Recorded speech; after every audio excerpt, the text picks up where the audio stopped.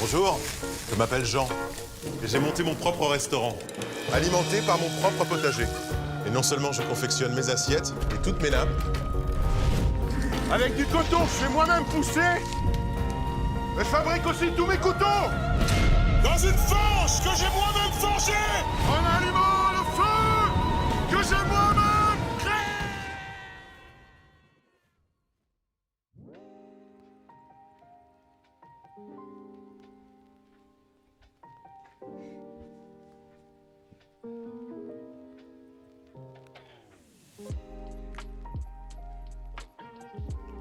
La pub que vous venez de voir hante mes rêves.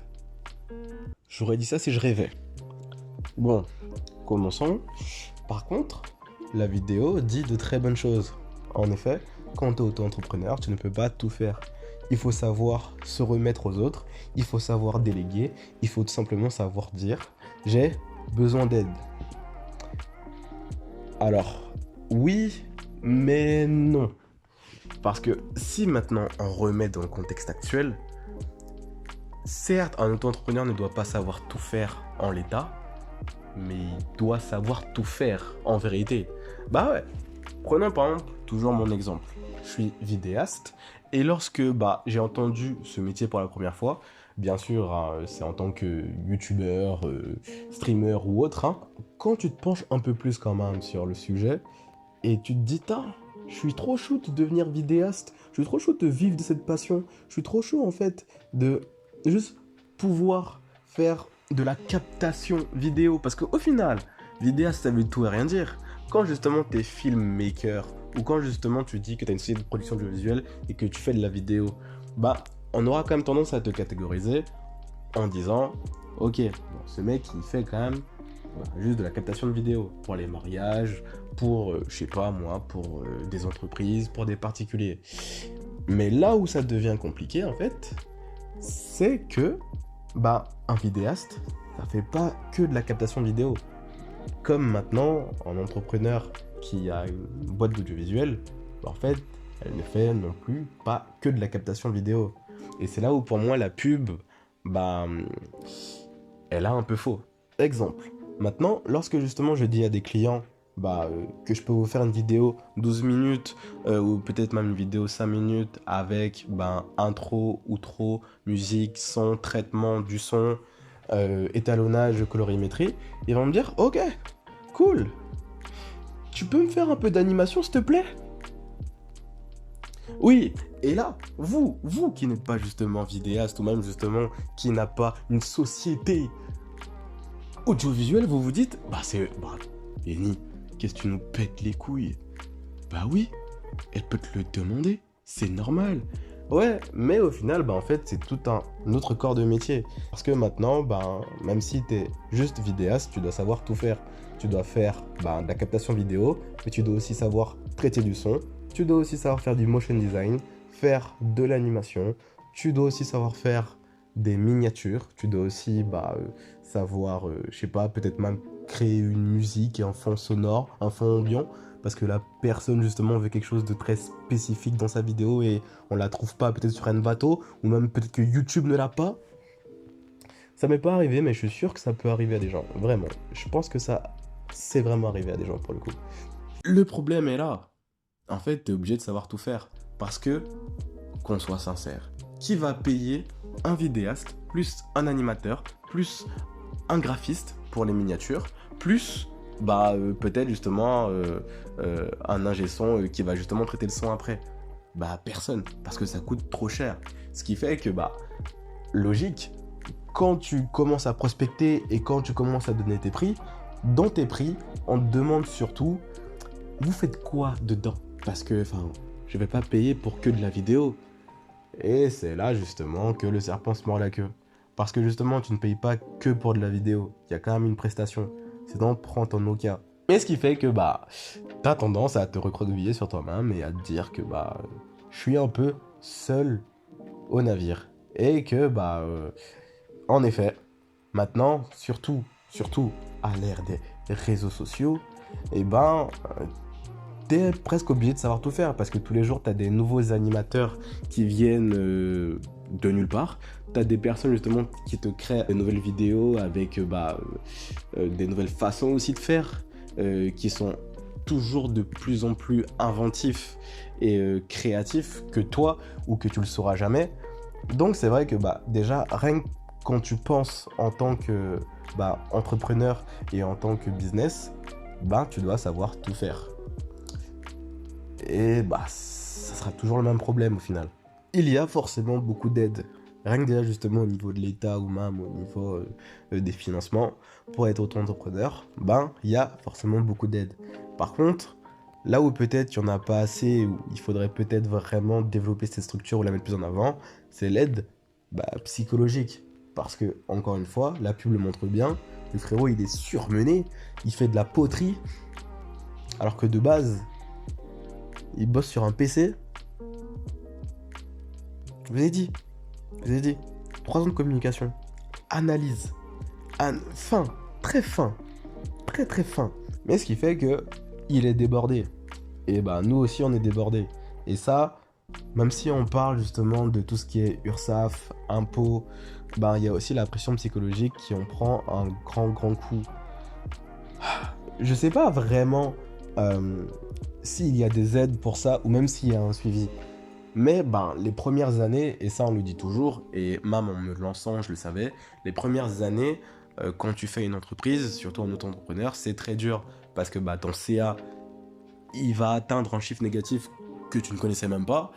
Et de deux, parce que tu te retrouves de études où tout le monde te cadre et tout le monde te dit « T'inquiète mon ref, tu vas y arriver » à « Give up ».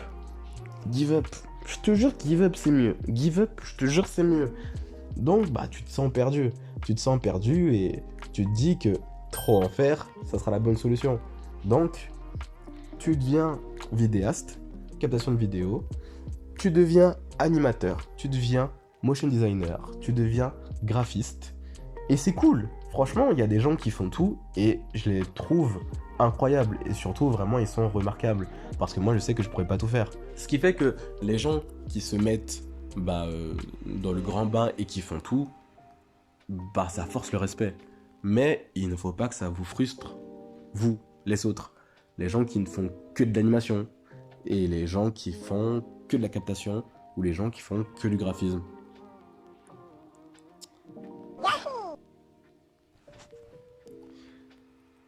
Et je vous dis tout ça en connaissance de cause.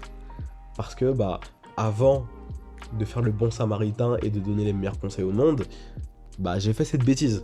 J'ai fait cette bêtise de vouloir tellement en faire, ou même justement de vouloir tout faire, pour être déjà justement concurrentiel.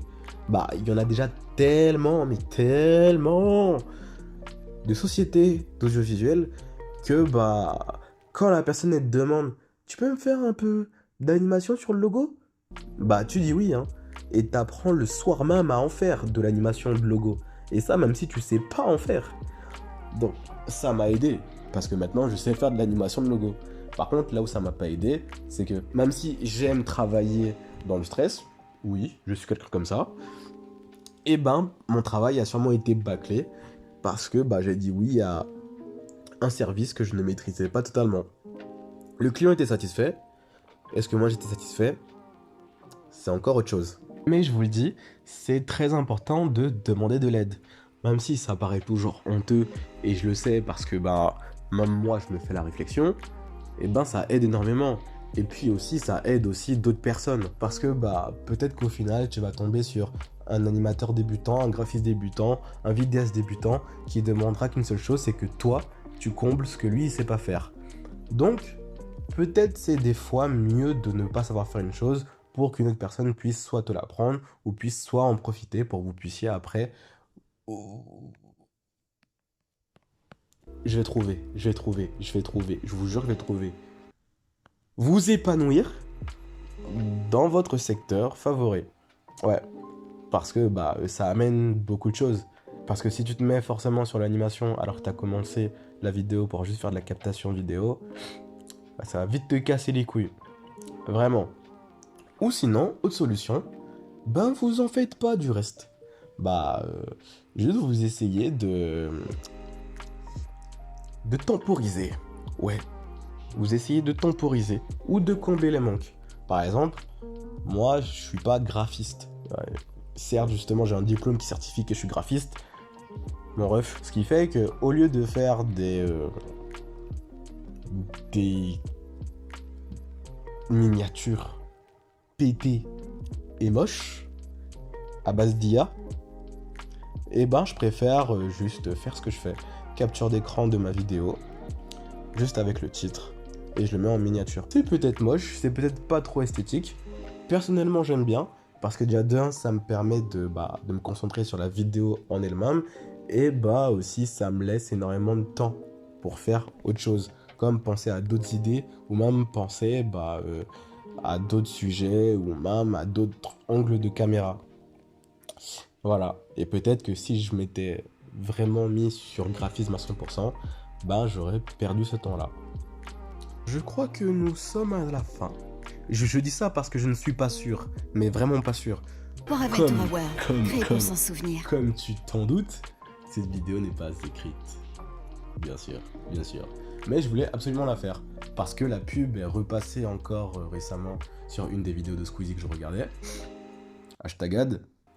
Donc je me suis dit qu'il fallait absolument que j'en parle, parce que cette pub, elle me hante réellement. Cette vidéo sera, je pense, vraiment, cette fois-ci, simple. Il n'y a même pas eu de changement de caméra, de plan, enfin plus de plans. Il n'y a pas eu non plus justement l'intervention de l'autre personnage de merde là. Il y a vraiment juste eu moi, parce que je voulais faire la vidéo et je voulais absolument la faire. Et je le répète encore, on n'a pas besoin de trop en faire. Si t'as une idée, tu le fais. Et surtout, compte quand même aussi un peu sur les autres. C'est très compliqué, c'est très dur même de faire confiance aux autres au niveau du travail. Déjà au niveau personnel, vas-y toi. Mais c'est quand même très très important de se dire que on peut avoir des personnes de confiance dans notre entourage et qu'on peut leur donner une partie du boulot. Et je vous jure que ça va vous libérer d'un poids énorme. En tout cas, et cette fois-ci c'est bien la fin, j'espère que cette vidéo vous aura plu. Comme toujours, moi elle m'a plu, donc elle vous a plu, c'est le principal. À une prochaine vidéo pour un autre sujet qui... On verra si ça sera le meurtre ou pas. On verra. Peut-être, peut-être pas. Nous le saurons un jour. En tout cas, c'est un plaisir, comme d'habitude. Des miniatures pétées et moches à base d'IA. Des miniatures pétées et moches à base d'IA.